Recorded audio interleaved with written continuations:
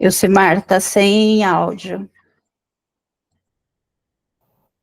Boa noite a todos, né? Quem está chegando agora. Obrigado por vocês estarem por aqui. E vamos começar o nosso estudo de hoje fazendo a nossa oração inicial. Eu vou fazer a inicial e no final alguém se propõe, tá? A fazer a final. Amado Mestre Jesus, meigo e querido irmão, obrigada pela oportunidade de estarmos aqui, mais uma terça-feira, reunidos em seu nome. Agradecido, Senhor, por mais um dia de vida, por mais um estudo, agradecidos pela pessoa da Silvinha que se propôs a estar aqui conosco, se dedicou e se orientou pela doutrina a nos passar aquilo que ela entendeu como de melhor. Intua, Senhor, a nossa mediadora, os nossos queridos participantes, aqueles que estão aqui, aqueles que não puderam estar. E esteja conosco, hoje e sempre. Que assim seja. Então, Graças a Deus. Graças a Deus. Silvinha, pode ficar à vontade. Vai falar do meu personagem favorito, né? Do meu apóstolo favorito, que é o Pedro, e o ato, né, de Jesus, que Jesus fez por ele nesse momento. Então, fique à vontade. A casa é sua, como sempre, né? A casa é nossa. Estamos em casa. Bom, a cura da sogra de Pedro, né? Nós encontramos essa passagem em Mateus, em Marcos, em Lucas. Nós vamos nos ater à leitura de Mateus, mas durante o estudo todo nós vamos passar por Marcos e por Lucas também, para entender essa passagem com os detalhes de cada evangelista, né? Eu peguei a leitura do Haroldo Dutra, para a gente ler os versículos. Está no capítulo 8, versículos de 14 a 17. Jesus, após vir para a casa de Pedro, viu a sogra dele deitada e febril. Tocou a mão dela e a febre a deixou. Ela se ergueu e o servia. Chegado o fim da tarde, apresentaram a ele muitos endemoniados e expulsou os espíritos pela palavra e curou todos os que tinham males, para que se cumprisse que fora dito através do profeta Isaías. Tomou nossas enfermidades e carregou as doenças. Então, todos esses três evangelhos, eles mencionam a cura da sogra de Pedro, que estava com febre. Em todos os relatos, a sogra de Pedro começa a servi-los após ser curada. Em todos os três relatos, Jesus também cura muitos doentes e expulsa dæmones ao fim do dia. Mateus, ele menciona que Jesus tocou a mão da sogra. Marcos descreve que Jesus a levantou, pegando-a pela mão. Lucas menciona que Jesus se inclinou sobre ela e repreendeu a febre. Marcos e Lucas, eles mencionam que Jesus não permite que os demônios falem porque eles o conhecem. Mateus, ele não inclui essa especificidade sobre os demônios, mas ele inclui uma citação profética do profeta Isaías, mencionando que Jesus tomou as nossas enfermidades e doenças, o que não é mencionado por Marcos e Lucas. E quando eu comecei a me deparar com a me preparar para o estudo, para esse nosso estudo, os escritos dos evangelistas, né, do Mateus, do Marcos e do Lucas, que retrataram essa passagem de Jesus, aí eu me deparei pensando nos milagres de cura realizados por Cristo, né? Esse, em particular, ele chamou minha atenção pela sua simplicidade e a profundidade que é a cura da sogra de Pedro. Esse evento, ele vem relatar para nós muita compaixão e o poder de Jesus. No primeiro momento, eu falei assim, 4 versinhos, vai ser até difícil encontrar alguma coisa, né? Mas que nada. Nós teríamos assunto aqui para seminários. Como que as pessoas vivenciaram a cura? Que vivenciaram a cura, elas devem ter se sentido. Então, vamos imaginar a cena, né? Uma mulher acamada, debilitada pela febre, é tocada por Jesus. E imediatamente ela se levanta e começa a servir. Então, esse simples ato de tocar e curar, ele vai além do físico, trazendo uma nova vida e energia não apenas para a sogra de Pedro, mas para todos aqueles que estavam ao redor. A gente não sabe muito sobre a sogra de Pedro. Ela não tem um nome nos evangelhos, mas a sua cura, ela é bem significativa. Ela representa muitas outras mulheres e homens anônimos que foram tocados e transformados por Jesus. E assim como ela, quantos de nós já não experimentamos momentos de fraqueza, de doença, de desespero,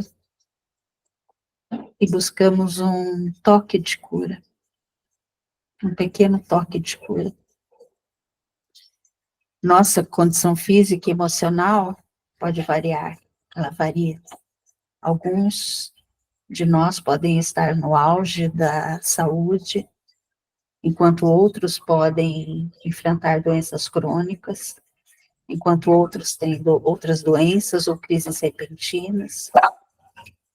O que Jesus que tem a nos dizer nesses momentos? Como ele age em meio à nossa dor e às nossas lutas? Esse relato dessa cura nesses 3 evangelhos nos oferece meu cachorrinho está latindo, vocês estão ouvindo, né? Uma visão assim tão rica, multifacetada da atuação de Jesus. Cada evangelista traz detalhes únicos, proporcionando um panorama completo do milagre. Além disso, Mateus, ele faz uma conexão poderosa com a profecia de Isaías, mostrando que Jesus é aquele que toma para si as nossas enfermidades. E ele carrega as nossas doenças. Vocês me dão 1 minuto para eu abrir a porta para o meu cachorro sair? Me desculpe.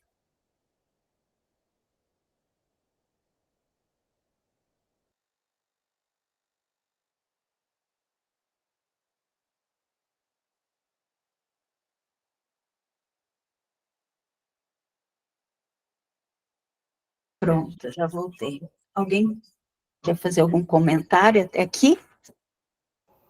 Eu queria, diante disso que você colocou, Silvana, eu fico pensando na sogra de Pedro, né? Pedro era o mais velho de todos os apóstolos. Ou seja, naquela época ela já deveria ser uma senhorinha, porque as pessoas envelheciam, né? O corpo envelhecia muito rápido, a vida difícil. Aí você pensa, a pessoa quase que no final mesmo da vida física, esse encontro com Jesus. E aqui, e passando para a nossa vida, para a atualidade, é o momento que a gente pensa que a gente nunca pode desistir. Não, não. Porque pode ser até no último minuto, a gente pode estar encontrando Jesus aí a qualquer momento, mesmo que seja no final. Né? Mesmo que ela não tivesse sido curada. Esse encontro foi deve ter sido o momento da vida dela, né? Como nós vamos ver daqui a pouquinho, ela não foi só curada, ela foi salva. Então, a gente vai ver um pouco sobre isso,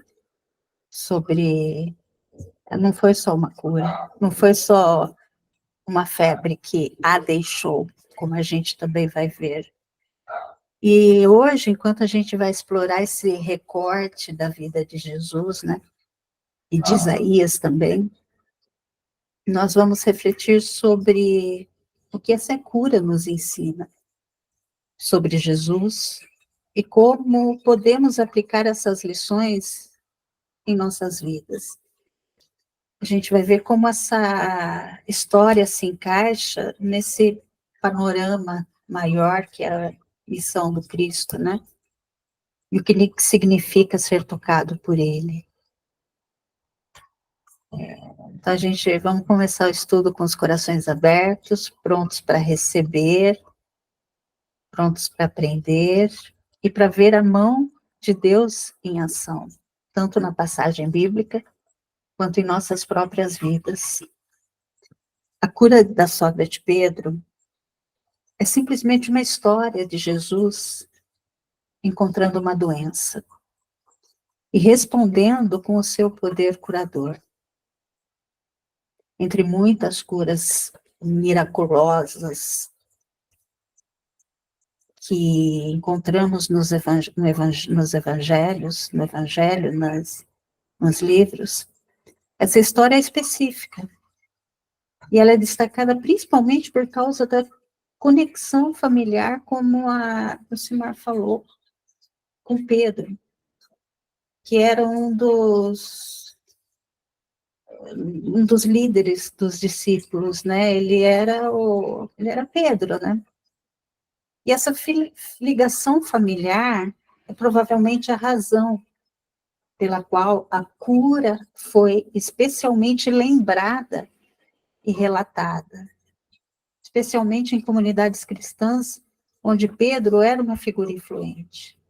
A gente vê lá no final dessa passagem, dessa perícope, que Cristo curou outras enfermidades.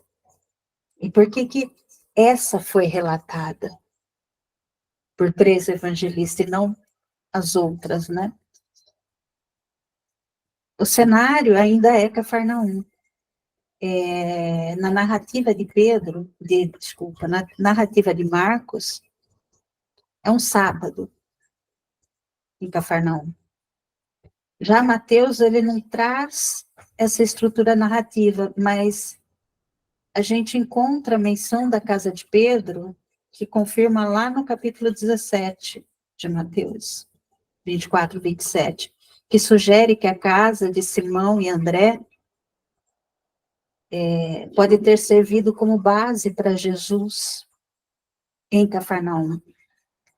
Embora a nota de que Jesus se estabeleceu antes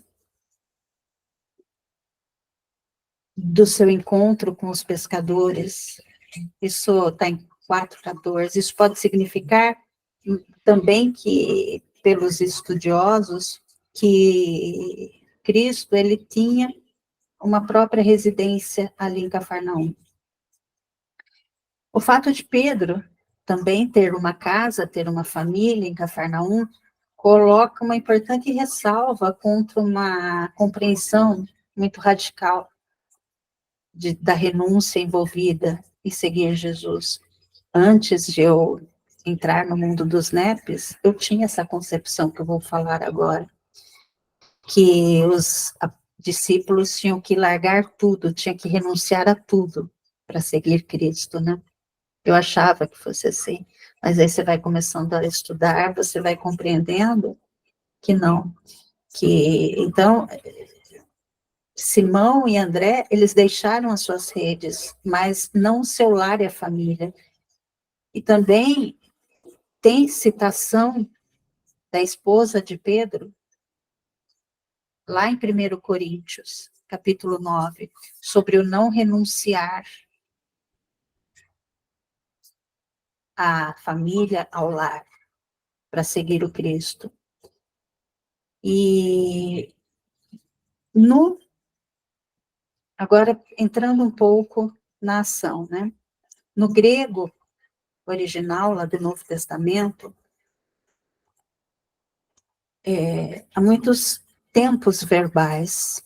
Os verbos, eles têm diferentes tempos verbais que dão pistas sobre como a ação acontece. E nas escrituras, encontramos muito um tempo verbal chamado aoristo. Em especial nessa passagem, quando fala que a febre é citada, a febre, ela a deixou. Então, esse a deixou, nós não sabemos o quão grave era a situação da sogra de Pedro. Nós não temos meios de saber, não é comprovado, não se fala nisso, o quanto ela estava doente. Dessa vez, então, Jesus, ele estava na casa, e então, esta cura emprega um elemento tão mais normal do que um toque, é simplesmente um toque. E esse tempo aoristo, que eu já vou explicar um pouco o que é esse tempo aoristo, que implica uma cura imediata, que ela é sublinhada pelo fato de ela se levantar e retomar as suas tarefas domésticas, né, sem qualquer tempo para ela se convalescer. Como o Silmar disse, ela pode ser uma senhora idosa com bastante anos de experiência, né? Então, o que é esse tempo aoristo? É um tempo verbal, como passado, presente, futuro, que indica o momento que aquela situação está ocorrendo. E o tempo verbal, ele ajuda a gente a entender um pouco daquela ação. E o tempo aoristo é um tempo verbal que só é utilizado em algumas línguas indo-europeias, como o grego antigo, como o sânscrito. Então, diferentes de tempos verbais que indicam uma ação contínua ou repetitiva, o aoristo, que a gente vê muito esse tempo verbal nas escrituras, ele serve como uma ação que é vista como completa e pontual no passado. Isso quer dizer que a ação aconteceu de uma só vez, sem prolongamentos. Então, se a gente olhar para a febre a deixou, quando as escrituras dizem que a febre a deixou, deixou, ela usa esse verbo no tempo auristo, que significa que a febre não foi diminuindo aos poucos. Ela saiu de uma única vez, de forma completa e instantânea. A febre não foi diminuindo gradativamente. Ela simplesmente foi embora de uma única vez. E isso, o que quer dizer? Principalmente essa colocação do verbo aoristo, que quer dizer que ela foi pontual e imediata. Quer dizer que não quando ela fala que a febre foi embora e ela se levantou e começou a servi-los. Esse detalhe ele é muito importante porque se a cura tivesse sido gradual, ela precisaria de um tempo para se recuperar.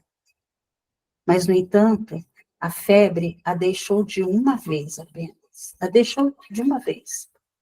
E aí ela pôde voltar imediatamente às suas atividades normais. E aqui, qual que é o ponto que a gente pega o gancho disso? Que a gente vê exatamente esse auristo. Esse auristo, a gente vê a cura e a salvação. A cura física da sogra de Pedro, ela também pode ser vista como uma metáfora.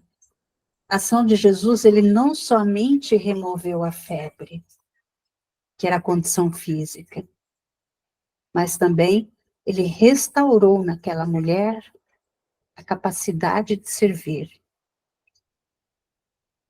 o que pode simbolizar uma renovação e uma restauração à vida plena. Então, esse verbo que está no tempo auristo, o que ele nos mostra? Que a febre deixou a sogra de Pedro de forma imediata e completa. Ela se curou e ela se salvou, sem qualquer prolongamento. E isso vem demonstrar essa linha, essa natureza poderosa e instantânea das ações de Jesus, tanto em termos físicos quanto espirituais. O texto, ele vem reforçar essa ideia ao observar que a sogra de Pedro, ela fosse imediatamente, né? Se a cura tivesse sido gradual, ela ia precisar de um tempo para se recuperar ou descansar. Mas, no entanto, ela pôde se levantar e retomar as suas atividades domésticas, sem precisar de tempo para recuperação. E eu não sei se vocês assistiram, eu coloquei no grupo a cura no episódio de The Chosen, que está na primeira, tá na primeira temporada, no episódio 8. Tem uma fala de Cristo, a Éden, a mulher de Pedro, né? Quando ele fala, mas eu vejo você. Essa frase simples e poderosa, ela encapsula toda a essência do ministério de Jesus. Ele vê cada indivíduo, ele vê cada um de nós em sua totalidade, com suas dores, com suas lutas e com seu potencial. Essa percepção íntima e compassiva é fundamental para que a gente possa entender a cura da sogra de Pedro, que é uma história que revela uma profundidade do amor e desse poder curador de Jesus. Quando Jesus fala, mas eu vejo você, para Éden, ele está reconhecendo as necessidades dela, seus sacrifícios e a sua importância. Ele não vê apenas a superfície, mas ele percebe o coração e a alma de cada pessoa. O olhar penetrante e compassivo. É o que a gente encontra repetidamente nos evangelhos, onde Jesus vê e responde às necessidades das pessoas, às nossas necessidades, de maneira profunda e transformadora. Então, nessa história da cura da sogra de Pedro, vemos essa visão e essa compaixão em ação. Nos evangelhos de Mateus, Marcos e Lucas, Jesus entra na casa de Pedro. E ao saber que a sogra de Pedro está doente, com febre, ele a cura imediatamente. Esse ato de cura é mais do que uma demonstração de poder. É uma expressão do amor e do cuidado pessoal de Jesus. O mais eu vejo você ganha um significado ainda mais profundo. Quando a gente olha esse mais eu vejo você com a lente do Espiritismo, que nos ensina que nós somos espíritos imortais, em uma jornada de evolução.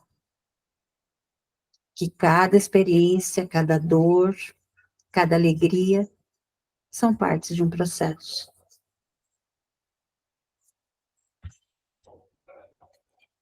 Jesus, como nosso guia e modelo, ele vê além das aparências físicas e materiais. Ele reconhece as nossas lutas internas e nossos esforços para crescer espiritualmente. Então, a cura da sogra de Pedro, ela pode ser vista como um símbolo dessa visão profunda de Jesus. Ele não apenas a cura fisicamente, a febre física. Não é apenas a febre que ele tira dela. Mas ele também inspira uma transformação interior. Após a cura, a sogra de Pedro imediatamente se levanta e começa a servi-los, mostrando que a verdadeira cura espiritual leva à ação, à caridade e ao serviço ao próximo. Assim como Jesus viu Éden, a esposa de Pedro, assim como ele viu a sogra de Jesus, de Pedro, desculpa, falei errado, assim como ele viu a sogra de Pedro, ele nos vê em nossa jornada individual. Ele nos chama a reconhecer a nossa própria capacidade de servir e de amar, transformando as nossas vidas e a vida daqueles que estão ao nosso redor. Essa cura não é apenas uma questão de alívio físico, mas é uma renovação do espírito. Um chamado para viver de acordo com os princípios do amor, da caridade, principalmente do serviço que Jesus exemplificou. Então, esse estudo nos leva a refletir sobre como Jesus nos vê e nos chama para uma vida de serviço, uma vida de amor. Que a gente possa abrir nossos corações para essa visão transformadora, permitindo que a compaixão e a cura de Jesus nos guiem em nossa jornada sempre, né? Então vamos olhar agora um pouco para a sogra de Pedro. Nos evangelhos, nos livros, é comum que as pessoas curadas por Jesus não sejam mencionadas pelo nome. E isso inclui muitas das mulheres que ele curou. Na verdade, entre as histórias de cura de homens, Os nomes são citados apenas do cego Bartimeu, que foi citado por Marcos, Malco, que foi citado por João e por Lucas, e Lázaro. As mulheres curadas por Jesus, elas permaneceram, em sua maioria, anônimas, exceto por uma, a sogra de Pedro, que ela foi identificada não pelo nome, mas através do seu relacionamento com um dos discípulos. Muitas das pessoas que Jesus cura nos evangelhos são estrangeiras, como a Cris, no último estudo, falou da representação dos estrangeiros, das viúvas. Mas nessa história, ele cura alguém provavelmente bem conhecido. Os detalhes históricos são escassos. Mas a reação da mulher é significativa. Assim que Jesus a cura, ela começa a servir. Mateus, Marcos e Lucas, eles registram essa história. Mas podemos nos perguntar, né? Por que ela? Como eu disse lá no começo, né?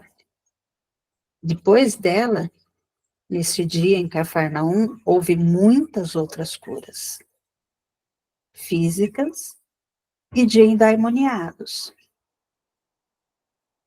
Por que relatar esta, né?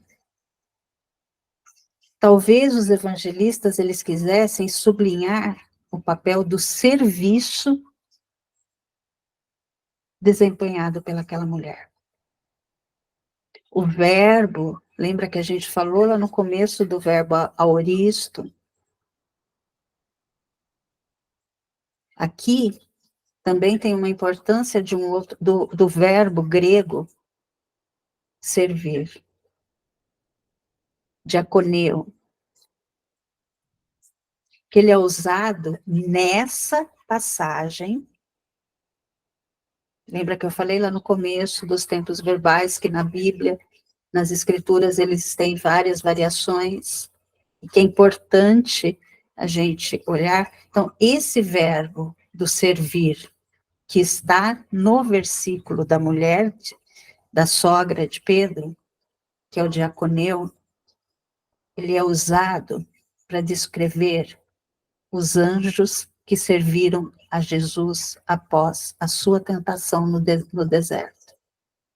O mesmo verbo que é utilizado como o servir, como as discípulas de Jesus que o acompanharam e o serviram. Como o caso da Maria de Betânia, que serviu enquanto a sua irmã Maria aprendia aos pés de Jesus. Então, esse verbo também descreve o próprio Jesus. Está acompanhando o próprio Jesus que disse lá em Marcos: pois nem mesmo o Filho do Homem veio para ser servido, mas para servir e dar a sua vida em resgate por muitos. A resposta da sogra de Pedro, a cura, não é apenas um modelo para mulheres, mas para todos. É como a palavra das Escrituras, como as palavras do Evangelho. Ele veio para todos. O serviço é uma tarefa universal. O serviço vai chegar um momento para todos. Aí, sobre a luz do Espiritismo, sobre as lentes do Espiritismo, A gente vê essa cura realizada por Jesus que vai além do físico, que envolve uma transformação espiritual. Jesus, como um espírito puro e elevado, ele possui a capacidade de atuar diretamente sobre os fluidos espirituais, promovendo harmonização, promovendo cura. As doenças com a lente espírita, muitas vezes a gente interpreta como uma transformação interior. A febre da sogra de Pedro, ela pode simbolizar tanto as enfermidades da alma, que são tratadas pelo toque curador de Cristo, sua disposição imediata para servir reflete uma renovação espiritual, um despertar para o serviço ao próximo. Caridade. Então, ao curar, Jesus também educa, demonstrando que a verdadeira saúde e harmonia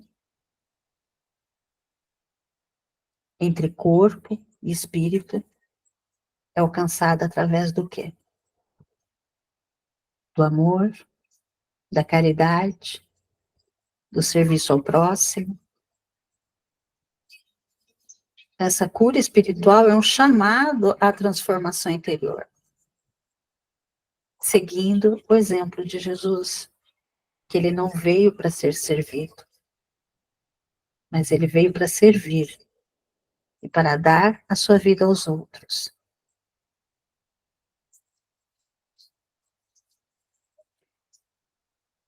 Essa cura, ela destaca o papel transformador na vida de uma pessoa. Não apenas restaurando a sua saúde física, mas também inspirando-a a servir.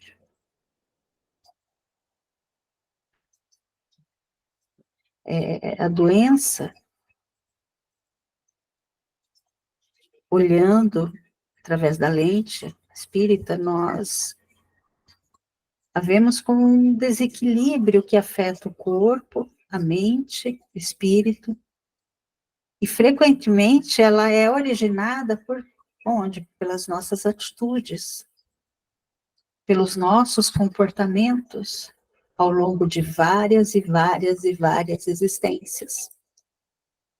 A cura, então, portanto, vai muito além do simples tirar a febre, tirar os sintomas físicos.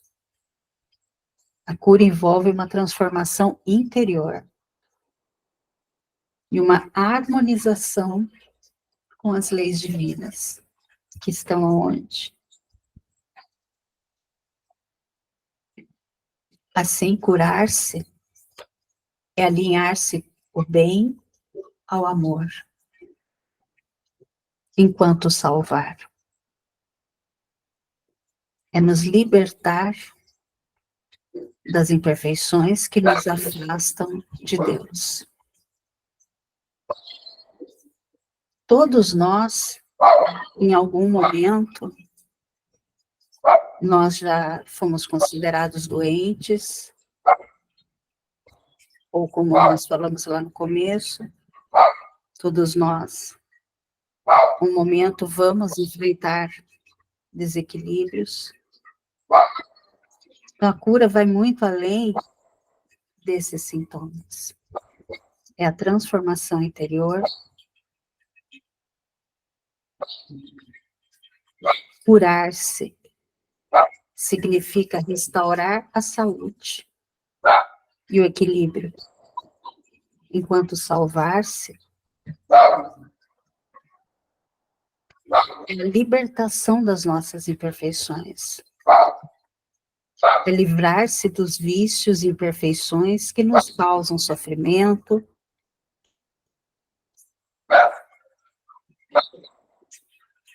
E quando a gente repete, a gente cai na repetição dos erros. A gente vai se afastando das leis divinas. E começamos a experienciar vivências dolorosas,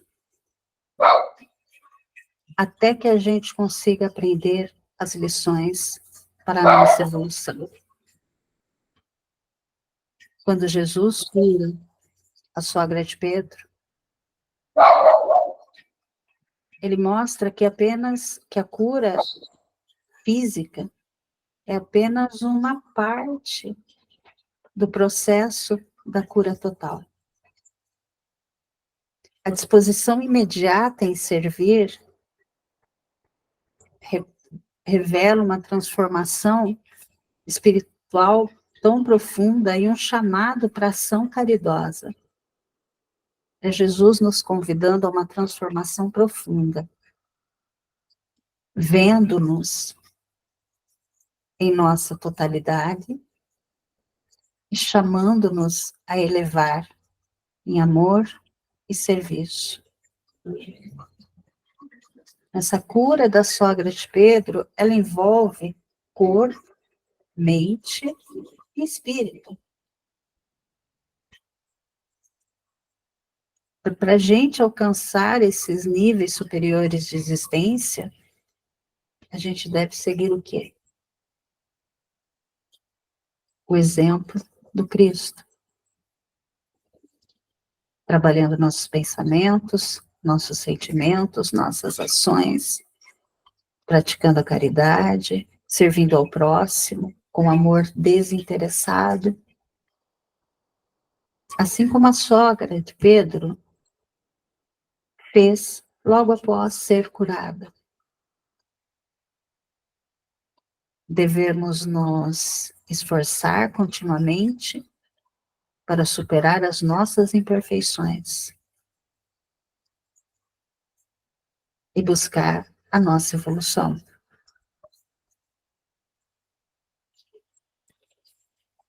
A gente encontra outros casos também de cura seguidos de servidão.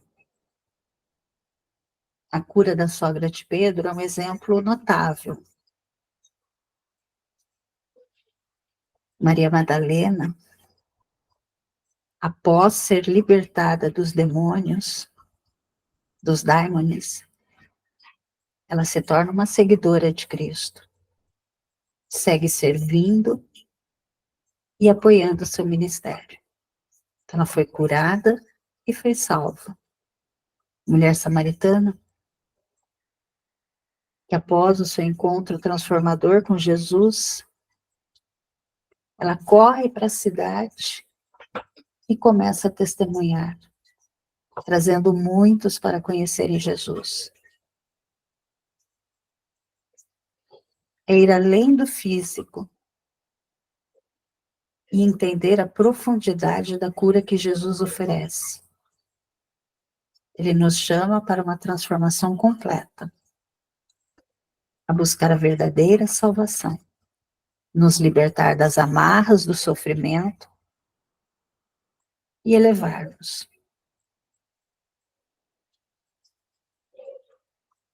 Alguém tem algum comentário? Algum comentário? Quando tiver, por favor, levante a mão. Jesus, ele não veio apenas ao mundo para oferecer a vida infinita e imortal para nós. Ele veio também para compartilhar da sua vida conosco. Ao curar a sogra de Pedro, ela experimenta uma pequena amostra dessa vida de ressurreição. Imediatamente, ela se levanta para servir aos outros. Quando a gente olha, quando a gente observa Jesus, através dos olhos dessa mulher que se doa, a gente vê um Cristo Salvador, um Cristo que nos entende, que nos vê, que nos estende a mão e nos ergue. A gente percebe que aquele cujo toque pode instantaneamente aliviar a nossa dor e que nos serve antes mesmo de termos a capacidade de servi-lo. Tem um livro de 1600, o livro anglicano de oração comum. Ele descreve Deus como aquele cujo serviço é liberdade perfeita. Essa verdade refletida na cura da sogra de Pedro é essa verdade. A sogra de Pedro, há 2000 anos atrás, compreendia algo que muitos psicólogos só vieram a descobrir recentemente, que é que quando a gente prospera, quando nós servimos com gratidão no coração, enquanto muitos buscam incessantemente por uma liberdade focada apenas em si mesmo, que frequentemente vai resultar em infelicidade. André, meu querido.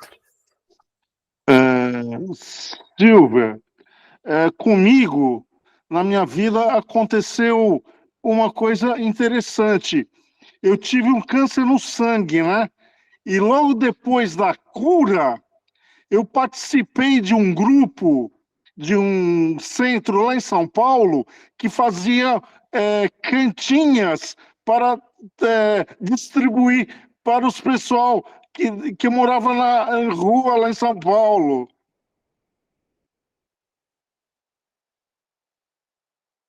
Um exemplo de cura e salvação. Não foi apenas a cura de um câncer, foi a sua salvação, André. Ilcimar, minha querida.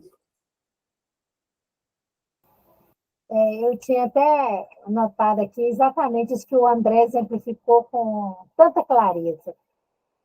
O poder educador da doença física, né? Aí, de vez em quando, a gente ouve falar assim, nossa, eu vi, tal pessoa tem essa doença também e desencarnou logo, né? Mas tal pessoa que teve a mesma doença tem 20 anos que ele está aí bem. Aí a gente percebe essa situação, esse poder educador, né? Como que foi essa doença? Como foi essa aceitação? O que aconteceu depois dela? Talvez aquele que desencarnou tão rápido, essa doença não projetou essa educação que ele precisaria ter. E às vezes a gente recebe uma doença com tanta angústia, com tanta tristeza, não sabendo que é essa doença que vai ser a nossa redenção. Eu acho que é exatamente isso que você quis dizer aí com essa cura, né, dessa sogra de Pedro. Eu já amava o Pedro, agora mais ainda, né? Muito bacana. Não? E André, maravilhoso, viu, seu testemunho aí. Obrigado. Silvia, o que eu acho é o seguinte, como eu já passei por situação, eu acho que a dor que você sente quando você está doente é a dor do arrependimento de não ter sido uma pessoa melhor, sabe? Então, isso, se você acorda, você amadurece muito. Às vezes a gente tem uma quedazinha assim, mas assim, eu me considero uma pessoa melhor. Não sou aquela Brastemp, não, mas assim, um dacozinho, como se diz, a marca do fogão. Mas assim, eu procuro cada dia ser melhor, você entendeu? Quer dizer, a gente acorda, a dor é necessária. Se veio, agradece e vamos embora, né?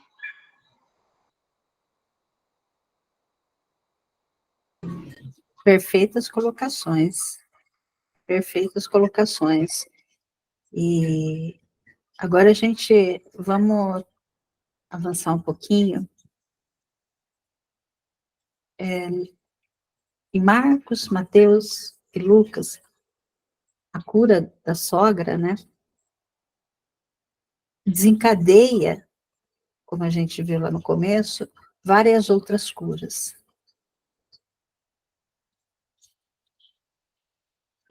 Mateus explica que ao anoitecer muitas pessoas possuídas por demônios foram trazidas a Jesus e ele os expulsou com uma simples ordem, curando todos os enfermos. E aí ele fala: assim cumpriu-se a profecia de Isaías. Levou sobre si nossas enfermidades e removeu nossas doenças. É nesse contexto nós vemos a cura espiritual e física acontecendo simultaneamente. Mateus, a gente vê pelo The Chosen, como ele gostava de escrever, né? Estava sempre anotando, sempre interessado em mostrar como Jesus cumpria as escrituras hebraicas. Ele conecta as ações de Jesus a outros profetas, principalmente a profeta Isaías.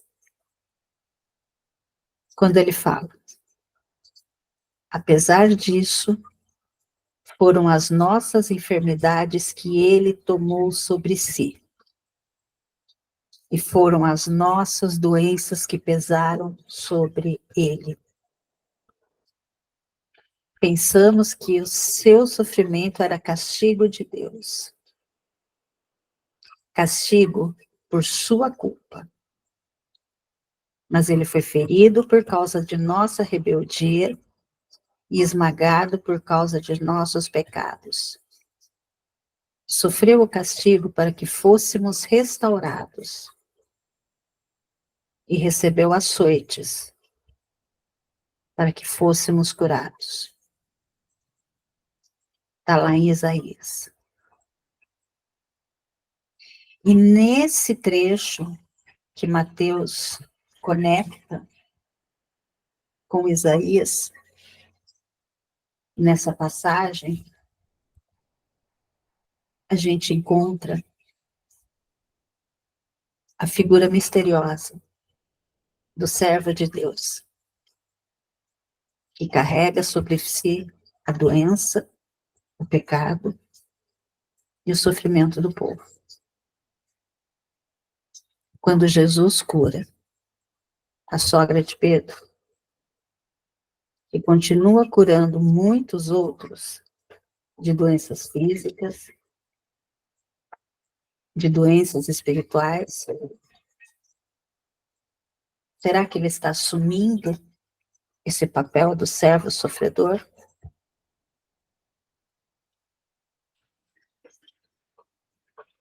Assim como muitos tentam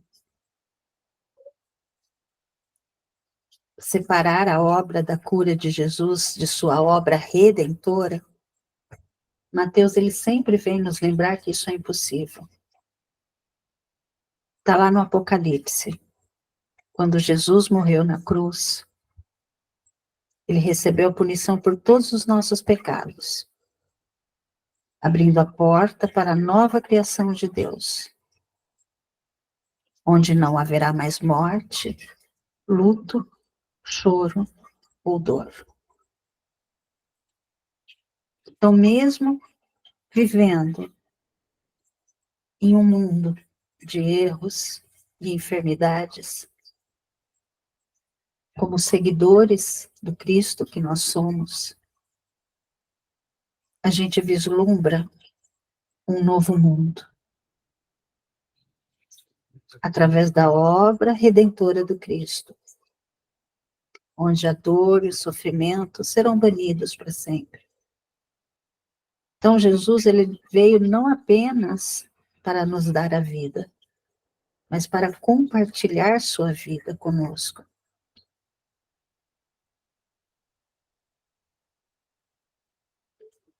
Eu travei? Vocês estão me ouvindo?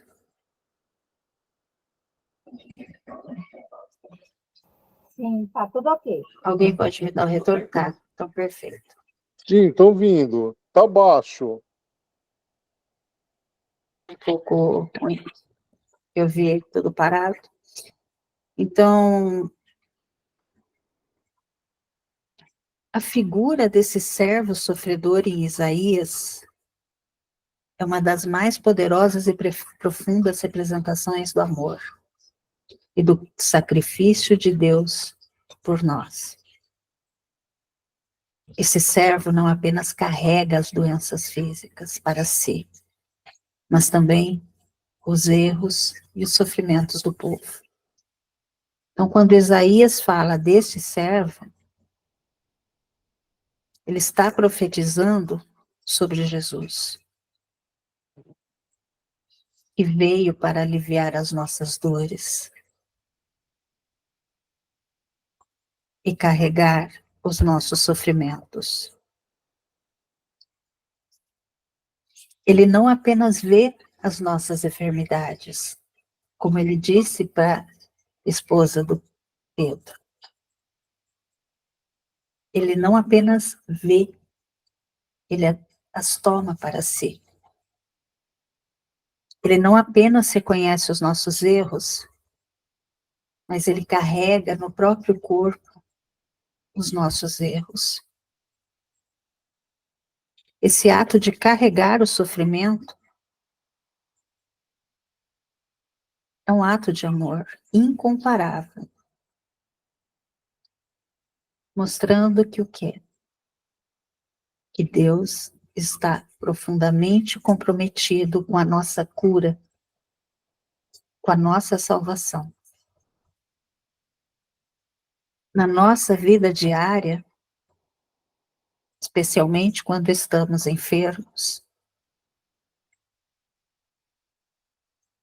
podemos usar essa passagem de Isaías como uma fonte de conforto e de esperança.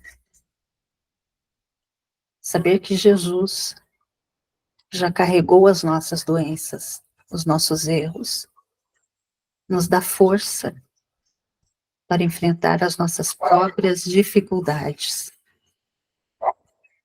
Podemos confiar que Ele entende profundamente as nossas dores, Ele entende quem nós somos, e Ele está conosco nos momentos de sofrimento. Essa certeza nos ajuda a suportar as nossas enfermidades físicas, as nossas enfermidades morais, emocionais, sabendo que a gente não está sozinho. E que as nossas dores, elas têm um propósito maior no plano de Deus. Então, quando a gente medita sobre o servo sofredor, nós somos chamados a refletir sobre a nossa própria disposição para carregar os fardos dos outros. Assim como Jesus nos serviu em nosso sofrimento, nós somos chamados a servir os outros, mostrando compaixão e amor nas dificuldades que os nossos irmãos também enfrentam. Esse ato de servir e aliviar o sofrimento dos outros não apenas nos aproxima de Jesus, mas também nos ajuda a crescer espiritualmente encontrando sentido e propósito nas nossas ações diárias, sejam elas pequenas ou grandes. Então, quando a gente enfrenta doenças e desafios, lembramos que esse servo, lembremos do servo sofredor,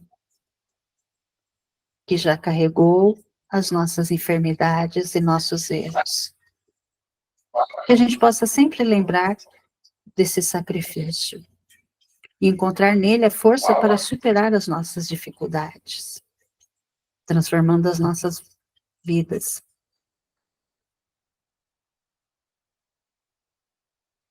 E pensando nesse servo sofredor, todo esse capítulo, acho que é o 52 até o 53, depois eu passo à direita, ele é chamado de Cântico do servo sofredor. E quem é esse servo sofredor, né? Que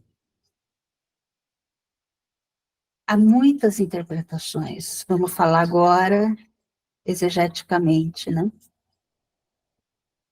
Na tradição cristã,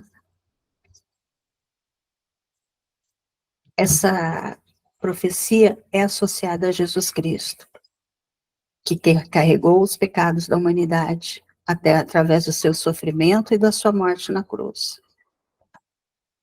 Uma profecia que também faz referência ao povo de Deus.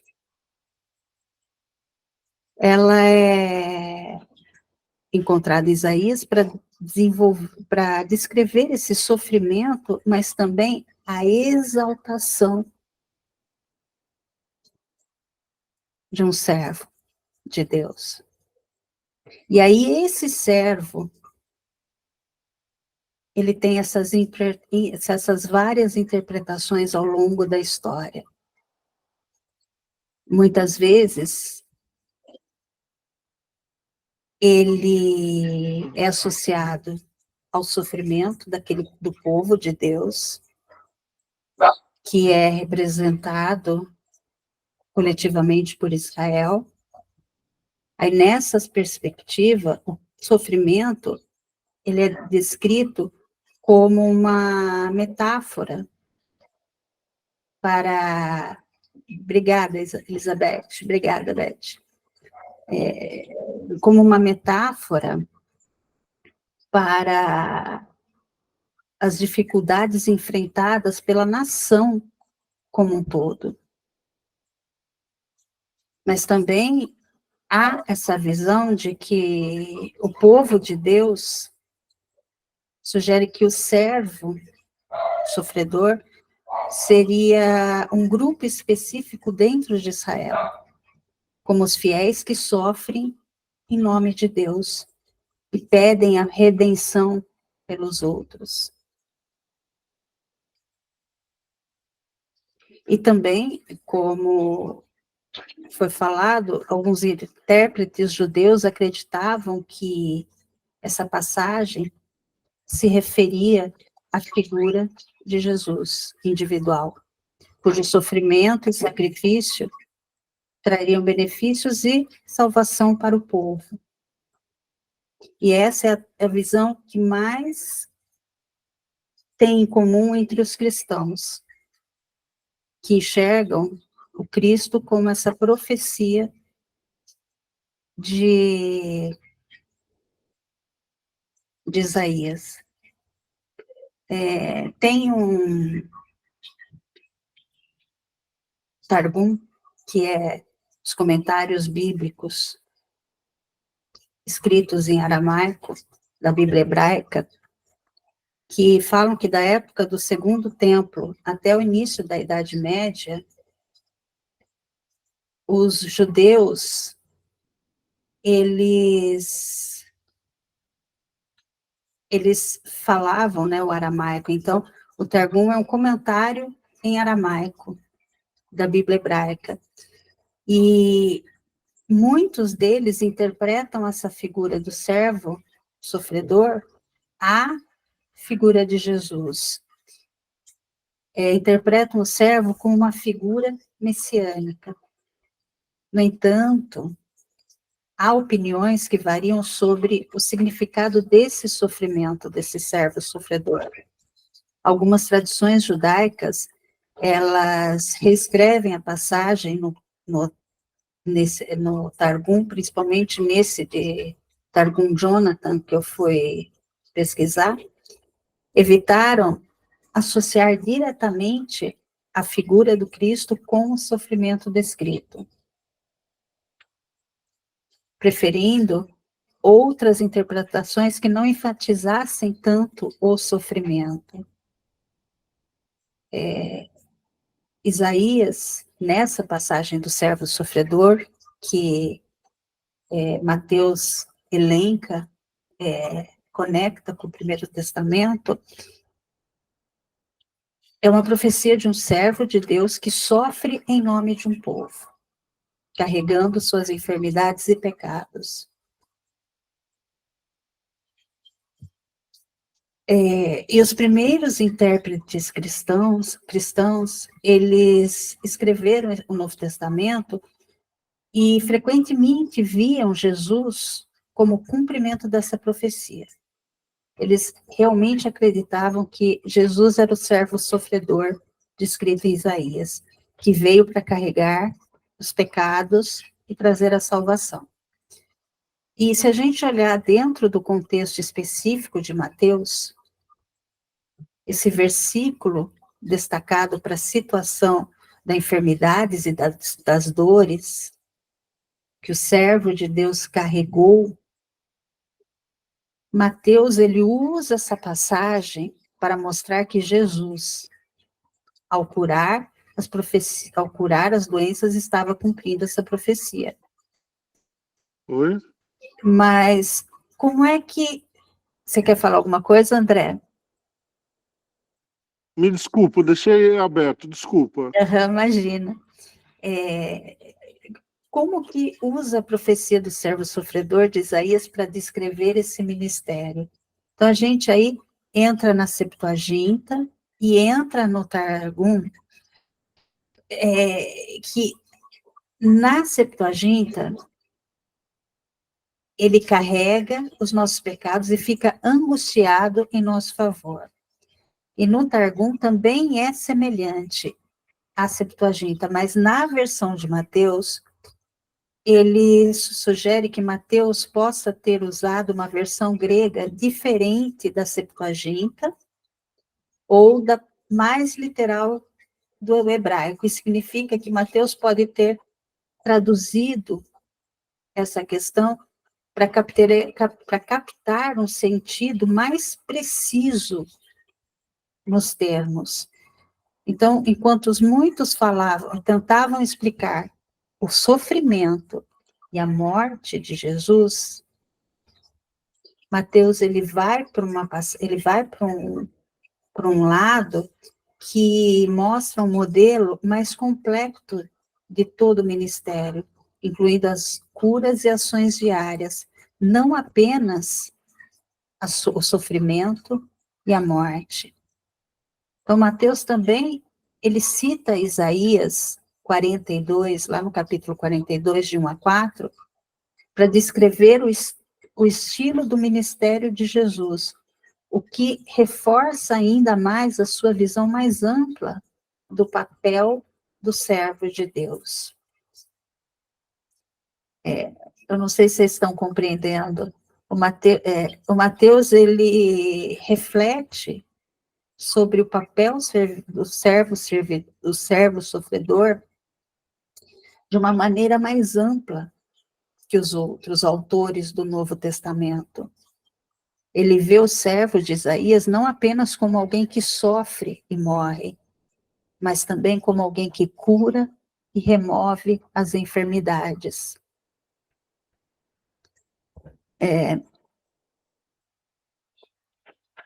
É alguém que compartilha as experiências e remove-as, tira. E, com base nisso, o Messias, muitas vezes, Jesus, algumas versões, na tradição judaica, Alguns interpretou essa passagem de modo que Cristo carregava o sofrimento e levava embora. E Mateus não sugere isso. Mateus, ele usa essa profecia de uma maneira a ampliar toda a compreensão do ministério de Jesus. Ele usa uma linguagem mais poética e metafórica para descrever essas ações do servo sofredor. Então, termos como fraquezas e doenças são usadas para transmitir o sofrimento de um povo, uma referência ao sofrimento espiritual e físico que o servo de Deus enfrentaria por causa dos erros do povo. Então, Mateus, ele entende, ele fala dessas enfermidades e dores, referindo às doenças físicas que Jesus curou. Por isso que Mateus conecta as ações de cura de Jesus diretamente com essa profecia. E hoje, quem é o servo sofredor, né? Para cada um de nós, a ideia do servo sofredor pode nos inspirar e refletir sobre como podemos incorporar esses princípios em nossas vidas. Como posso servir aos outros de maneira mais altruísta, de maneira mais compassiva. Estou disposta a enfrentar as dificuldades e sacrifícios pelo bem maior? Como eu posso apoiar aqueles que estão sofrendo e injustiçados em minha comunidade, na nossa comunidade? Esse conceito do servo sofredor, ele é atemporal. Pode ser explicado em diversos contextos individuais. E aí essa cura da sogra de Pedro é um testemunho de amor e de compaixão.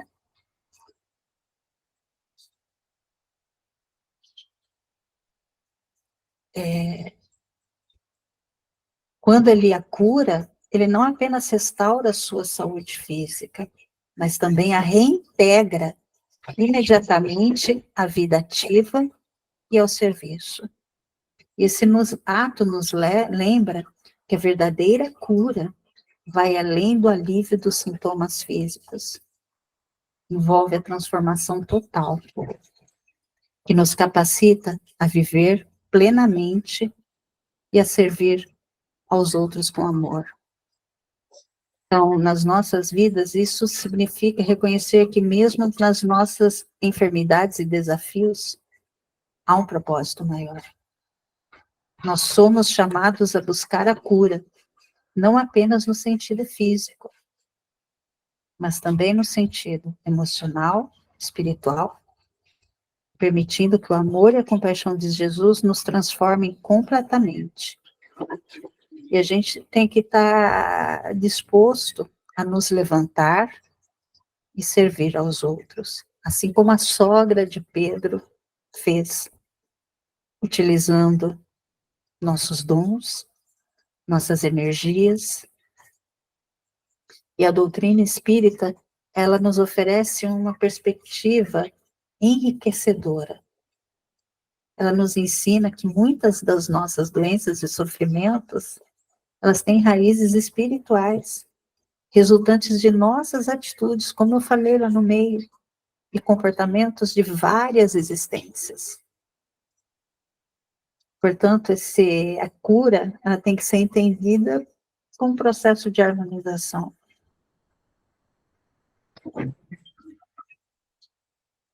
Algum comentário?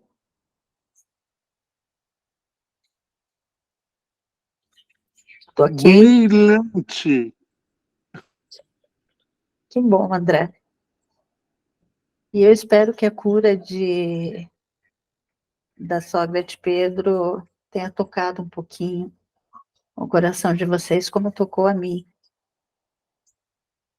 Que a gente possa nos inspirar.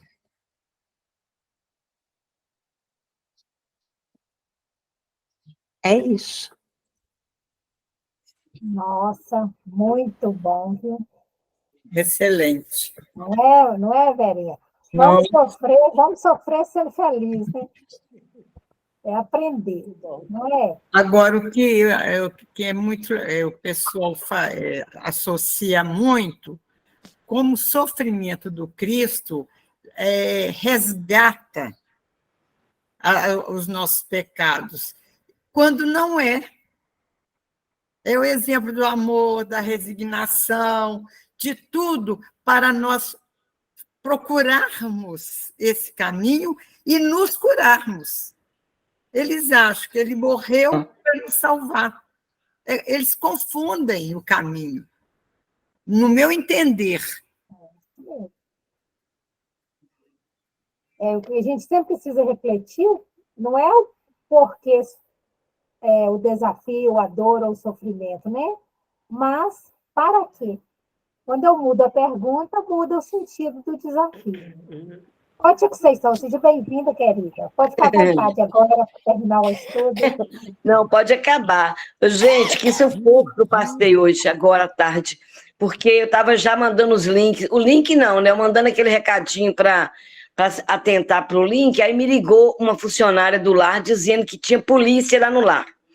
Aí eu falei, nossa, mãe, no lar dos velhos, né? Aí vai eu correndo para lá para ver o que é, e já tinha gente na porta, já tinha gente na praça, querendo saber o que estava acontecendo, e eu falei, ai, Senhor. Aí que eu entro lá, eram 2 policiais fazendo uma visita comum, eles estão fazendo um projeto de visita às instituições, de prevenção contra a violência, de violência contra o idoso, estão visitando todo mundo. Hoje era para estar no lar mais cedo, mas a programação deles não permitiu que fosse mais cedo, e aí ficou todo mundo apavorado, funcionário apavorado, a vizinhança toda, a casa espírita com gente lá em cima da reunião, olhando lá para baixo, falei, Senhor.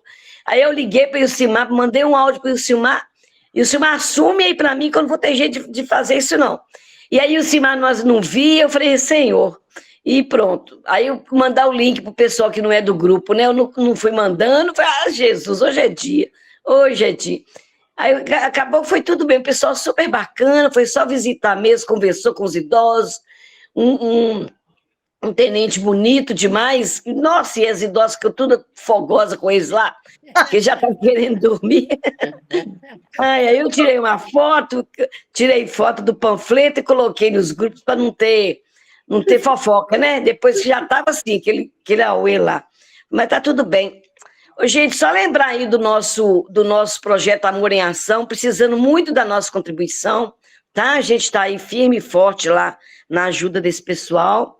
O nosso encontro de setembro, estamos aí de vento em popa e aguardando quem mais queira aí para fazer a nossa caravana.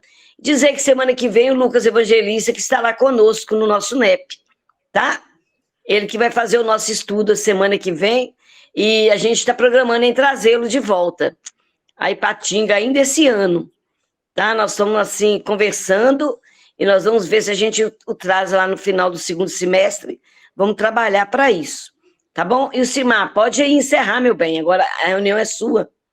Silvia, excelente, tá, minha querida? Que estudo, viu? Muito bom mesmo. Imagina, minha querida, e esse estudo, eu vou passar a gravação do estudo. Eu não sei gravar voz. Então foi gravado em vídeo. Eu não sei se a Adri consegue gravar, tirar a voz. Eu tenho impressão que ela não conseguiu gravar hoje. Ela tinha uma escola, uma reunião de escola do filho dela, eu acho que ela não conseguiu gravar hoje. Eu fiquei assim, até chateada mesmo agora por causa do teor do estudo, foi muito bom. Foi gravado em vídeo. Ah, que bom, então tá ótimo. Então, a hora que eu baixá-lo, eu já compartilho o vídeo no... Ah, que ótimo, muito bom. Falar de Pedro e Mateus é, assim, encantador. Pedro e Mateus juntos, de mãos dadas, Mateus com aquele caderninho na mão para tudo que é lado, aquela canetinha, é muito bacana, né? Testemunha mesmo, né, dos fatos. Muito obrigada, tá, Silvia? Foi fantástico. Tá bom, gente? Esse mapa pode acabar aí. Então, tá. Fatinha, vou te ver aí, tá? Silvinha, muito obrigada, viu, querido? Foi maravilhoso mesmo, maravilhoso. E então, e com esse sentimento, né, de gratidão, de muita luz e de muita reflexão para todos nós, finalizamos o nosso estudo com o coração cheio de alegria e de esperança, no entendimento de que todo desafio tem realmente um propósito muito maior, que ainda entenderemos no futuro próximo. Obrigada, Senhor, por esta reunião tão boa, tão carinhosa e tão gostosa.